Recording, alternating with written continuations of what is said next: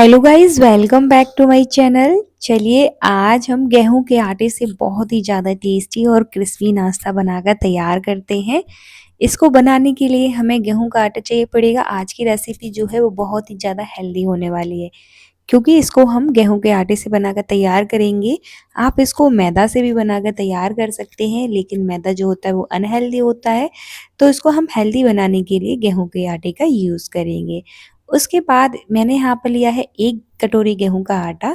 तो आप क्वांटिटी कम या ज़्यादा कर सकते हैं। और फिर मैंने यहाँ पर 2 टेबल स्पून के बराबर सूजी ली है। तो सूजी आप कोई भी ले सकते हैं। अगर आपके पास मोटी वाली है तो इसको मिक्सर जार में डालकर आप थोड़ा सा ग्राइंड कर लीजिए।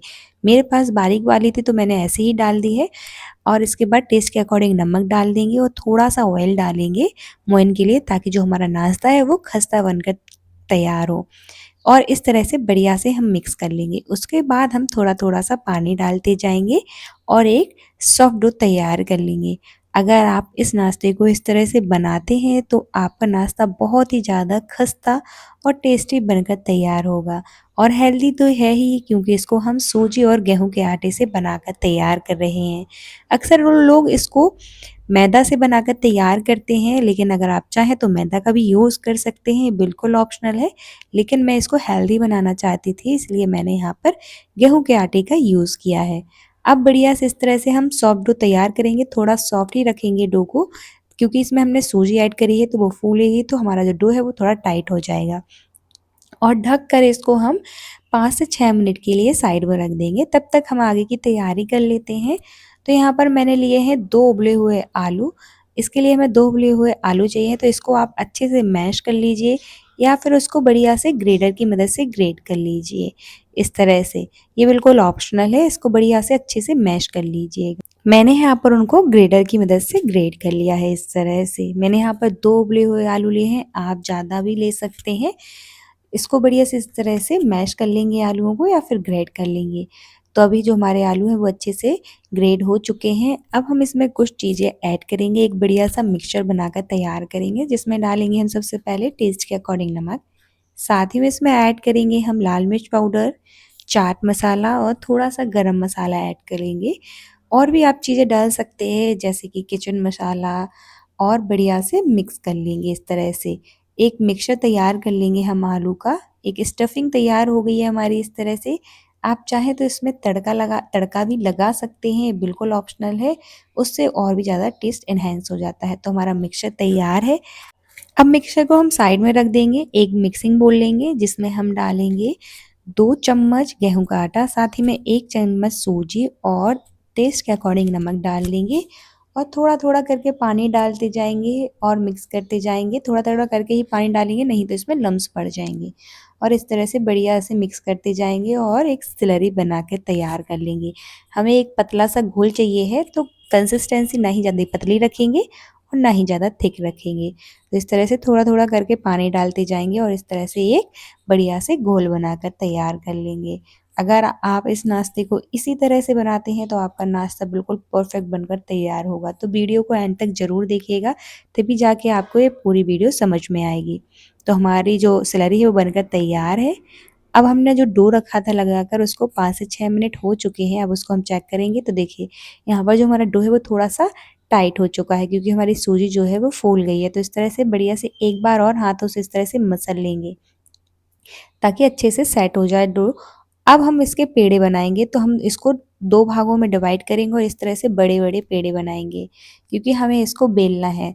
तो इस तरह से आटे को 2 पार्ट में डिवाइड कर लीजिए और इस तरह से बड़े-बड़े 2 पेड़े बना लीजिए। अब हम इसको बेलेंगे।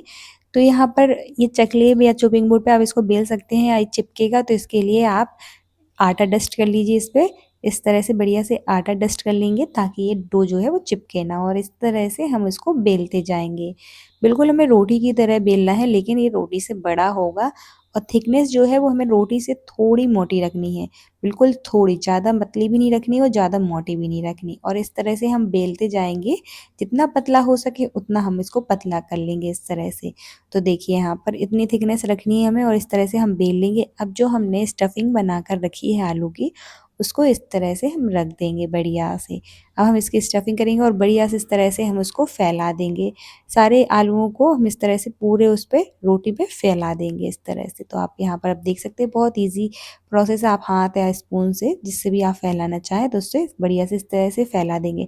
तो मैंने यहाँ पर वो किनारे हैं वो कट कर लिए हैं क्योंकि ये फटे-फटे दिख रहे थे तो अच्छे नहीं लग रहे थे। ये बिल्कुल ऑप्शनल है, आप चाहें तो उसको ऐसे ही रख सकते हैं। तो मैंने यहाँ पर नाइफ़ की मदद से इस तरह से उसको उसके किनारे जो कट कर लिए हैं। अब इस तरह से हम रोल करते जाएँगे धीरे-धीरे बिल्कुल। हल्के हाथों से इस तरह से हम रोल करते जाएँगे और पूरा इस तरह से रोल कर लेंगे। बहुत आसान सी रेसिपी है, बिल्कुल ज़्यादा टाइम नहीं लगता है और ज़्यादा मेहनत भी नहीं लगती है और आपका नाश्ता बिल्कुल परफेक्ट बनकर तैयार होगा। रोल करने के बाद इस तरह से भी हम एक बार रोल कर लेंगे और थोड़ा पतला कर लेंगे, क्योंकि इस तरह से आप करेंगे तो आलू जो है वो अच्छे से सेट भी हो जाएँगे आलूओं का मिक्सचर उसके अंदर और ये थोड़ा जो रोल है वो थोड़ा पतला भी हो जाएगा और नाइफ़ की मदद से इस तरह से एक ही शेप में, एक ही साइज़ में बिल्कुल कट करते जाएँगे। तो देखिए, इस तरह से कितने परफेक्ट बनकर तैयार हुआ है हमारा नाश्ता। तो इसी तरह से हम एक-एक करके सारे बना लेंगे। तो इस तरह से हम बढ़िया से कट कर लेंगे। अब हमने कट कर लिया है और एक लेंगे और इस तरह से थोड़े से हाथों से अच्छे से इसको सेट कर देंगे। तो इस तरह से सेट करने के बाद अब हम इसको हल्के हाथों से बिल्कुल थोड़े हल्के हाथों से इस तरह से प्रेस कर देंगे और इस तरह से शेप दे देंगे। तो देखिए इस तरह से एक-एक करके हम सारे बना लेंगे और इनको शेप देते जाएँगे। बिल्कुल हल्के हाथों से प्रेस करिएगा, ज़्यादा तेज़ मत करिएगा नहीं तो इसकी स्टफिंग जो है वो बाहर निकल आएगी। तो इस तरह से हल्के हाथों से इसको हम प्रेस करते जाएँगे और इस तरह से बना लेंगे सारे। एक-एक करके इसको पहले से बनाकर रख लेंगे। अब जो हमने स्लरी बनाकर तैयार की थी, उसको लेंगे।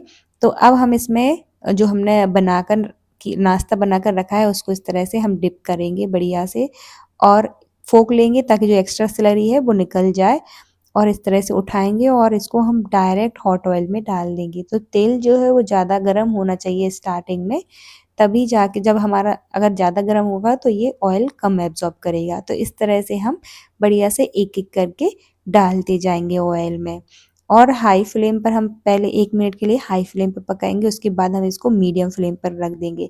लो फ्लेम पे बिल्कुल नहीं करना है, मीडियम टू हाई फ्लेम पर ही हमें इसको पकाना है और इस तरह से अलट-पलट कर क्रिस्पी होने तक हम इसको पका लेंगे। तो जैसे ही इनका कलर इस तरह से गोल्डन ब्राउन होने लग जाएगा और अच्छे से पक जाएँगे दोनों साइड से और क्रिस्पी हो जाएँगे, तो हम इनको निकाल लेंगे। तो इस तरह से बढ़िया से हम पलट लेंगे एक बार और दूसरी साइड से भी हम इनको बढ़िया से फ्राई कर लेंगे।